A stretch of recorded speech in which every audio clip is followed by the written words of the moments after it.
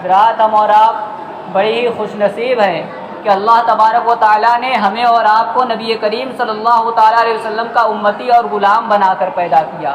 ورنہ اگر آپ کتابوں کا مطالعہ کریں گے، علماء کے بارگاہ کے قریب جائیں گے تو آپ کو معلوم چلے گا اور بتائیں گے وہ کہ انبیاء کرام بھی یہ رب کی بارگاہ میں دعا کرتے تھے، ساری کائنات کے پالنہار مجھے نبی کریم کا امتی بنا دے۔ مگر ہم اور آپ نہ کوئی دعا کیے نہ کچھ، بغیر محنت کے بغیر کچھ کہے رب کائنات نے ہمارے اور آپ کے اوپر احسان کیا، ہمیں اور آپ کو نبی کریم صلی اللہ علیہ وسلم کا امتی بنا کر پیدا کیا۔ ہمیں کسی طرح کی کوئی بھی پریشانی کا سامنا نہیں کرنا پڑا، بغیر کسی مصیبت کے، بغیر کسی پریشانی کے رب کعبہ نے ہمیں اور آپ کو ایمان کی دولت سے بھی مالا مال کیا۔ نبی کریم صلی اللہ تعالیٰ علیہ وسلم کے لیے رب کائنات نے ساری کائنات کو پیدا کیا، پھر مصطفیٰ کے صدقے میں ہمیں اور آپ کو بنایا۔ کہنے والوں نے کہا ساری کائنات کے پالنہار تو نے آسمان بنایا نوح کے لیے نہیں، زمین بنایا نوح کے لیے نہیں، زکریا کے لیے نہیں، یحییٰ کے لیے نہیں، شیس کے لیے نہیں، سب کچھ اپنے حبیب کے لیے، یعنی سب کچھ اپنے حبیب کے صدقے میں پیدا کیا۔ چاند کو پیدا کیا تو اپنے حبیب کے صدقے میں، سورج کو پیدا کیا تو اپنے حبیب کے صدقے میں، ستاروں کو بنایا تو اپنے حبیب کے صدقے میں، زمین بنائی اپنے حبیب کے صدقے میں، آسمان بنایا اپنے حبیب کے صدقے میں، جنت کو سجایا اپنے حبیب کے صدقے میں۔ رب کائنات کہتا ہے کہ ارے تم پوچھتے ہو کہ سب کچھ اپنے حبیب کے صدقے میں، یحییٰ زکریا کی بات کرتے ہو، ارے یحییٰ کو بھی بنایا اپنے حبیب کے صدقے میں، زکریا کو بھی پیدا کیا اپنے حبیب کے صدقے میں، شیس کو بھی پیدا کیا اپنے حبیب کے صدقے میں، نوح کو بھی پیدا کیا اپنے حبیب کے صدقے میں، عیسیٰ کو بھی پیدا کیا اپنے حبیب کے صدقے میں، موسیٰ کو بھی پیدا کیا اپنے حبیب کے صدقے میں۔ یعنی رب کائنات نے اگر نبیوں کو نبوت سے نوازا تو وہ اپنے حبیب کے صدقے میں نوازا، رسولوں کو رسالت سے نوازا تو اپنے حبیب کے صدقے میں نوازا، اور ہمیں اور آپ کو زندگی عطا کی تو اپنے حبیب کے صدقے میں عطا کی، ہمیں اور آپ کو دنیا میں بھیجا تو اپنے حبیب کے صدقے میں بھیجا۔ رب کعبہ کہتا ہے اگر حبیب کو پیدا کرنا مقصود نہ ہوتا تو نہ تو میں جنت کو بناتا اور نہ ہی جنت کو سجاتا، نہ ہی چاند کو چاندنی عطا کرتا، نہ ہی سورج کو روشنی عطا کرتا، اور نہ ہی ستاروں میں چمک پیدا کرتا، نہ عیسیٰ کو پیدا کرتا، نہ موسیٰ کو پیدا کرتا، نہ زکریا کو بناتا، نہ یحییٰ کو بناتا، نہ ہی شیس کو پیدا کرتا۔ اگر میں ساری چیزیں عدم سے وجود میں لایا ہوں تو سب کچھ اپنے حبیب کے صدقے میں بنایا ہوں، سب کچھ اپنے حبیب کے صدقے میں پیدا کیا ہوں۔ جب بریلی کے امام دیکھتے ہیں کہ رب کائنات نے ساری چیزوں کو اپنے حبیب کے صدقے میں بنایا ہے، اپنے حبیب کے لیے بنایا ہے، تو بریلی سے میرے امام پکار اٹھتے ہیں اور کہتے ہیں زمین و زمان تمہارے لیے، مکین و مکا تمہارے لیے، چنین و چنا تمہارے لیے، بنے تو جہاں تمہارے لیے، دہن میں ہے زباں تمہارے لیے، بدن میں ہے جہاں تمہارے لیے، ہم آئے یہاں تمہارے لیے یا رسول اللہ، ہم آئے یہاں تمہارے لیے، اٹھے بھی وہاں تمہارے لیے۔ رات رب کائنات نے ساری چیزوں کو اپنے حبیب کے صدقے میں پیدا کیا، ساری چیزوں کو اپنے حبیب کے صدقے میں بنایا۔ آپ نبی کریم صلی اللہ علیہ وسلم کی زندگی کا مطالعہ کریں گے تو معلوم چلے گا کہ جب امام الانبیاء اس خاکدان گیتی پر جلوہ افروز ہوئے، حضرت عبد المطلب خانہ کعبہ کا طواف کر رہے تھے، وہ کیا دیکھتے ہیں طواف کرتے کرتے اچانک خانہ کعبہ لچک جاتا ہے۔ حضرت عبد المطلب حیران و پریشان ہو جاتے ہیں کہ ہوا چلی نہیں، کہیں سے کوئی جو ہے کہ نظر نہیں آیا جو خانہ کعبہ کو لچکا دیتا۔ آخر بات کیا ہوئی، یہ خانہ کعبہ کیوں جھکا چلا آ رہا ہے، کسی کو خبر نہیں۔ حضرت عبد المطلب کشمکش کی دنیا میں مبتلا تھے، اتنے میں ایک باندی سے ملاقات ہوتی ہے، وہ کہتے ہیں عبد المطلب تمہیں پتا ہے تمہارے گھر پوتا پیدا ہوا ہے۔ عبد المطلب سمجھ جاتے ہیں ارے یہ خانہ کعبہ گرا نہیں تھا بلکہ سجدے میں جھکا تھا، میرے پوتے محمد عربی کی ولادت با سعادت کی خوشی میں۔ میرے امام کہتے ہیں کہ حاجیوں آؤ شہنشاہ کا روضہ دیکھو، حاجیوں آؤ شہنشاہ کا روضہ دیکھو۔ ارے کعبہ تو دیکھ چکے، کعبے کا کعبہ دیکھو، کعبہ تو دیکھ چکے، کعبے کا کعبہ دیکھو۔ اللہ تبارک و تعالیٰ نے میرے نبی کو لاجواب بنایا، اللہ تبارک و تعالیٰ نے ہمارے نبی کو باکمال بنایا، رب کعبہ نے ہمارے نبی کو ایسا بنایا کہ اس طرح نہ تو آدم کو بنایا، نہ یحییٰ کو بنایا، نہ شیس کو بنایا، نہ موسیٰ کو بنایا، نہ عیسیٰ کو بنایا۔ آپ انسانوں کی بات چھوڑیے، रसूलों की मैं बात करता हूँ, नबियों की बात करता हूँ। रब्बे काबा ने जैसा मेरे नबी को बनाया वैसा किसी नबी को नहीं बनाया। रब्बे काबा ने जैसा मेरे रसूल को बनाया वैसा किसी रसूल को नहीं बनाया, बल्कि रसूल को रिसालत मिली तो नबी की वजह से, नबियों को नबूवत मिली तो हमारे नबी की वजह से। हजरात ये आसमान है, आसमान में आपने देखा होगा चांद सितारे सूरज सब कुछ है। जब इसी आसमान से पानी बरसता है तो हम और आप उसे क्या नाम देते हैं? बारिश का नाम देते हैं। आसमान से पानी गिरे तो हम और आप बारिश का नाम देते हैं, और अगर वही पानी जो है कि जमा हुआ गिरे तो हम और आप ओला का नाम देते हैं। अगर पानी गिरकर जम जाता है तो हम और आप उसे बर्फ का नाम दे दिया करते हैं, और अगर वही पानी गिर करके इकट्ठा हो जाता है तो हम और आप उसी पानी को तालाब के नाम से पुकारने लगते हैं।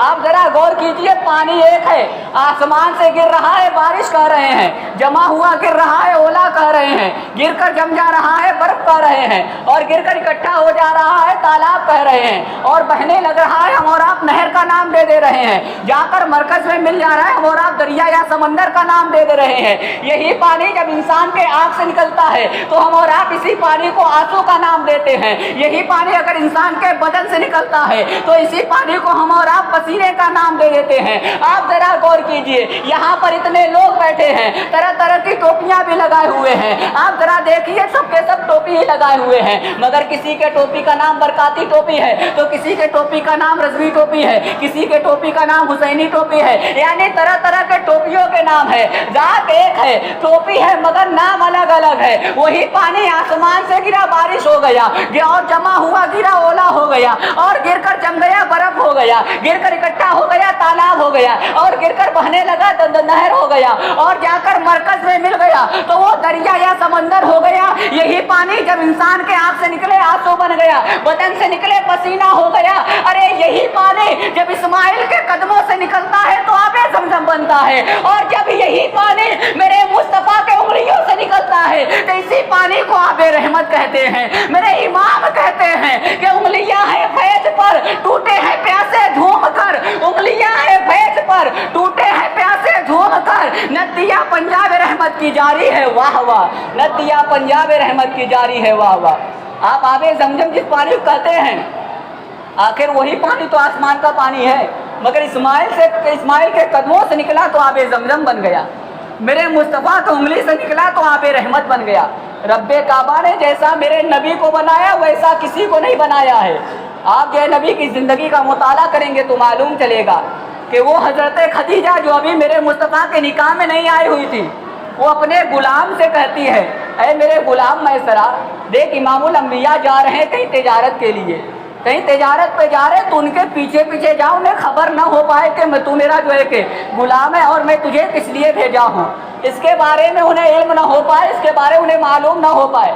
तू जरा जाके देख इमामुल अंबिया का उठना कैसा है, इमामुल अंबिया का बैठना कैसा है, इमामुल अंबिया का चलना कैसा है। तारीफ करने वाले तारीफ बहुत करते हैं, अरे मैसरा तू मेरा नमक खाता है जा, तू पूरी ईमानदारी के साथ बताना उनका उठना बैठना सोना चलना फिरना बातें करना कैसा है, आखिर उनमें कोई ऐब है या नहीं है। उनमें जो है कि खूबियाँ तो लोग बहुत बयान करते हैं, तू मैसरा उनकी खूबी पर नज़र न रखना, तू उनके ऐब पर नज़र रखना, और जो ऐब देखना वही बताना। अब हजरत खदीजा मैसरा को भेज देती है, तकरीबन वो मैसरा 2 या 3 महीने जो नबी करीम के पीछे पीछे लग जाता है, नबी का उठना देख रहा है, नबी का बैठना देख रहा है, नबी का सोना देख रहा है, नबी का जागना देख रहा है, नबी का चलना देख रहा है, नबी का रुकना देख रहा है। वो मैसरा नबी का शबो रोज देख रहा है, वो मैसरा नबी का अखलाक देख रहा है, नबी का किरदार देख रहा है, नबी की सूरत देख रहा है, नबी की सीरत देख रहा है। जब 2 या 3 महीने के बाद वो मैसरा खदीजा के पास आता है, खदीजा कहती है, ऐ मैसरा ये तो बता तूने मोहम्मद में कोई ऐब देखा या नहीं देखा, इमामुल अंबिया में कोई ऐब देखा या नहीं देखा। ऐ मैसरा एक बात याद रखना, मुझे इमामुल अंबिया के खूबी की नहीं ऐब की जानकारी चाहिए, बता इमामुल अंबिया में कोई ऐब है या नहीं है। हजरत खदीजा कहती है तू मोहम्मद के ऐब बता, तो वो मैसरा कहता ہے ارے جب وہ راستہ سفر کرتے تھے دھول کی وجہ سے ان کے کپڑے گندے نہیں ہوا کرتے تھے. خدیجہ کہتی ہے اے پتا میسرہ جواب دیتا ہے ارے مالکہ آپ عیب کی بات کرتی ہے, ارے محمد تو ایسے ہیں ان کے بدن پر مکھی نہیں بیٹھا کرتی تھے. خدیجہ کہہ رہی ہے اے پتا میسرہ جواب دیتا ہے کہ سجر و حجر انہیں سلامی پیش کیا کرتے تھے. خدیجہ جیسے پوچھتے میسرہ تو اے پتا ہے خوبی نہ بتا, تو وہ میسرہ جواب دیتا ہے اگر لوگ درخت کے سائے میں بیٹھ جایا کرتے تھے اب جگہ نہیں رہتی تھی چھاؤں میں بیٹھنے کے لیے, محمد عربی جب جایا کرتے تو درخت کی ٹہنیاں اپنی ٹہنیوں کو لمبی کر لیا کرتے تھے. وہ کہتی اے پتا خوبی نہیں دیکھ تو میرا نمک کھایا ہے تو نمک حرامی نہ کر نمک حلالی کر. تو میسرہ جواب دیتا ہے ارے میں آپ کا نمک ضرور کھایا ہوں. ارے میری مالکہ آپ عیب کی بات کرتی ہے, اگر میسرہ کے ایک ہاتھ میں جان دوسرے ہاتھ میں سورج رکھ کر یہ پوچھا جائے کہ محمد کے عیب بتا تو میسرہ یہی کہے گا ارے محمد میں عیب نہیں, رب کعبہ نے محمد کو بے عیب بنایا ہے. تبھی تو کسی شاعر نے کیا یہ خوب کہا ہے یا نبی آپ کے جیسا کوئی آیا ہی نہیں, ارے آتا بھی کیسے جب اللہ نے بنایا ہی نہیں. اور اسی کا نقشہ میرے امام کھینچتے ہیں, کہتے ہیں یہی بولے سدرا والے چمنے جہاں کے تھالے سبھی میں نے چھان ڈالے تیرے پائے کا نہ پایا تجھے یک نے یک بنایا تجھے حمد ہے خدایا. اللہ تبارک و تعالیٰ نے ہمارے نبی کو لاجواب بنایا, ہمارے نبی کو بے مثل و بے مثال بنایا, ہمارے نبی کو جیسا رب کعبہ نے بنایا ویسا کسی کو نہیں بنایا.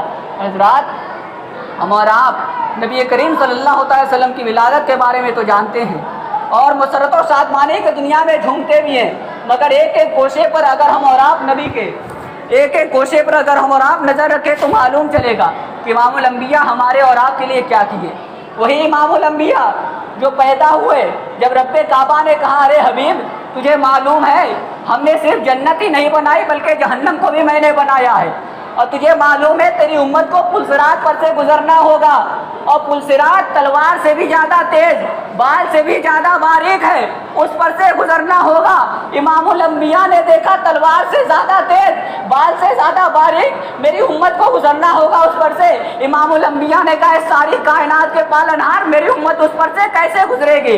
جیسے امام الانبیاء نے یہ سنا کہ رب کعبہ نے جہنم بھی بنایا ہے میری امت کو جو ہے پل صراط پر سے گزرنا ہوگا, اب امام الانبیاء بے چین و بے قرار ہو جاتے ہیں, امت کے لیے دعائیں کرنے لگتے ہیں. اب امام الانبیاء مسجد نبوی کو چھوڑ دیتے ہیں اور ایک غار میں چلے جاتے ہیں. اس غار کو دنیا غار سجدہ کے نام سے جانتی ہے. جو لوگ حج کرنے گئے ہوں گے وہ لوگ وہ غار دیکھے ہوں گے. مسجد نبوی سے تقریباً 3 یا 4 کلومیٹر کی دوری پر ہے. بتانے والوں نے بتایا کہ راستہ اتنا خراب ہے کہ انسان چپل بھی پہن کر نہیں چل سکتا, اتنا زیادہ نوکیلا راستہ ہے. امام الانبیاء ننگے پاؤں جو ہے کہ چلے ہیں اس پر جو ہے راستے پر, اور غار میں جا کر رو رہے ہیں. صحابہ دیکھ رہے امام الانبیاء نظر نہیں آ رہے ہیں, سید الانبیاء نظر نہیں آ رہے ہیں, امام الرسول نظر نہیں آ رہے ہیں. صدیق اکبر بے چین ہیں, عمر فاروق بے چین ہیں, عثمان غنی بے چین ہیں, مولا علی بے چین ہیں کہ امام الانبیاء آخر کہاں گئے. حضرت فاطمہ سے پوچھتی ہے اے فاطمہ امام الانبیاء کو آپ نے دیکھا ہے. حسنین کریمین سے پوچھتے ہیں آپ نے امام الانبیاء کو دیکھا ہے. مدینے کی گلیوں میں جاتے ہیں, مدینے والوں سے پوچھتے ہیں اے مدینے والوں یہ تو بتاؤ امام الانبیاء کو دیکھا ہے یا نہیں دیکھا ہے. ہر ایک نے یہی جواب دیا ہمیں نہیں پتا امام الانبیاء کہاں گئے ہیں, ہم نے امام الانبیاء کو نہیں دیکھا ہے. اب وہ صحابہ کرام جنگل کی طرف چل پڑتے ہیں, کیا دیکھتے چرواہا بکریاں چرا رہا ہے, اور صحابہ کرام اس چرواہے کے قریب جاتے ہیں اور جا کر پوچھتے ہیں چرواہا یہ تو بتا تو نے ہمارے رسول کو دیکھا ہے, ہمارے نبی کو دیکھا ہے. وہ چرواہا جواب دیتا نہیں میں نہیں جانتا تمہارے رسول کے بارے میں, میں نہیں جانتا تمہارے نبی کے بارے میں. صحابہ کرام کی بے قراری بڑھ جاتی ہے جب وہ چرواہا دیکھتا ہے یہ اتنے بے قرار ہیں تو چرواہا جواب دیتا کہتا ہے سنو میں نہیں جانتا تمہارے نبی کے بارے میں, مگر اتنا ضرور جانتا ہوں میں دیکھ رہا ہوں कई रोज से इस गार में कोई दर्द भरी आवाज में रो रहा है, और जब वो रोना शुरू करता है मेरी बकरियां खाना पीना छोड़ देती हैं। सहाबे कराम समझ जाते हैं कि ऐसे दर्द भरी आवाज में कौन होगा रोने वाला, वो तो इमामुल अंबिया होंगे, वो तो इमामुल रसूल होंगे। जाते हैं मुस्तफा के करीब, कहते हैं हसनैन बेकरार हैं, आका अपने सर को सजदे से उठा लीजिए। मगर आका उम्मत की याद में सर को सजदे में रखे हुए हैं, आका अपने सर को सजदे से उठा लीजिए। मदीने के लोग बेकरार हैं, सहाबा बेकरार हैं, आपके चाहने वाले बेकरार हैं, आपके मानने वाले बेकरार हैं, सर को सजदे से उठा लीजिए। मगर इमामुल अंबिया सर को सजदे से नहीं उठा रहे हैं, बस उम्मत की याद में रो रहे हैं और रब्बे काबा से कह रहे हैं रब्बे हवले उम्मती, रब्बे हवले उम्मती, ऐ सारी कायनात के पालनहार मेरी उम्मत को मेरे हवाले फरमा। सहाबे कराम कहते हैं या रसूल अल्लाह, हसनैन करीमैन बेचैन बेकरार हैं, आपकी बेटी फातिमा बेचैनो बेकरार है, या रसूल अल्लाह अपने सर को सजदे से उठा लीजिए। मगर इमामुल अंबिया ने तब तक सर को सजदे से नहीं उठाया जब तक गैब से ये आवाज नहीं आ गई, ऐ हबीब बेकरार न हो, बेचैन न हो, तेरा रब तुझे इतना अता करेगा, इतना अता करेगा कि तू राजी हो जाएगा। जब तक तू राजी नहीं होगा तेरा रब तुझे अता करता जाएगा। अरे तू उम्मत की बात करता है, जिधर तेरा इशारा होगा उसे मैं बख्शता जाऊंगा, जिधर तेरी नजर होगी उसे मैं बख्शता जाऊंगा। तभी तो जमीले कादरी ने कहा कि रब्बे हबली उम्मती, कहते हुए पैदा हुए, रब ने फरमाया कि बख्शा अस्सलातु वस्सलाम, रब ने फरमाया कि बख्शा अस्सलातु वस्सलाम। हज़रात, इमामुल अंबिया का बड़ा एहसान है हमारे और आप पर। हम और आप इमामुल अंबिया को उम्मती और गुलाम हैं, तो हमें और आपको चाहिए कि हम और आप इमामुल अंबिया की ज़िंदगी के एक एक हिस्से पर नज़र रखें और इमामुल अंबिया ने हमारे लिए क्या किया है, जो कुछ इमामुल अंबिया ने हमारे और आपके लिए किया है, तो हमें और आपको चाहिए कि हम भी अपने किसी फेल से या अपने किसी कौल से इमामुल अंबिया को तकलीफ़ न पहुँचाए। क्योंकि इमामुल अंबिया ने हमारे और आपके लिए तब की बारगाह में जितना रोया उतना कोई भी नहीं रोया है। बाप भी अपने बेटे के लिए उतना नहीं रोता जितना इमामुल अंबिया ने अपने उम्मती के लिए रब की बारगाह में रोया है। माँ जिसके लिए बताया जाता है कि माँ अपने औलाद के लिए सब कुछ कर जाती है, यहाँ तक कि अगर वक्त आ जाए खुद को बेचने का तो वो खुद को भी बेच देती है अपनी औलाद के लिए, और ज़ारो कता रोती है। मगर एक माँ से भी ज़्यादा इमामुल अंबिया अपने उम्मत के लिए रब की बारगाह में रोए हैं। तो हमें और आपको चाहिए कि हम और आप इमामुल अंबिया के बताए हुए रास्ते पर चले, किसी तरह के कोई ऐसा फेल या कौल हमसे सरजद न हो जिससे इमामुल अंबिया को तकलीफ हो।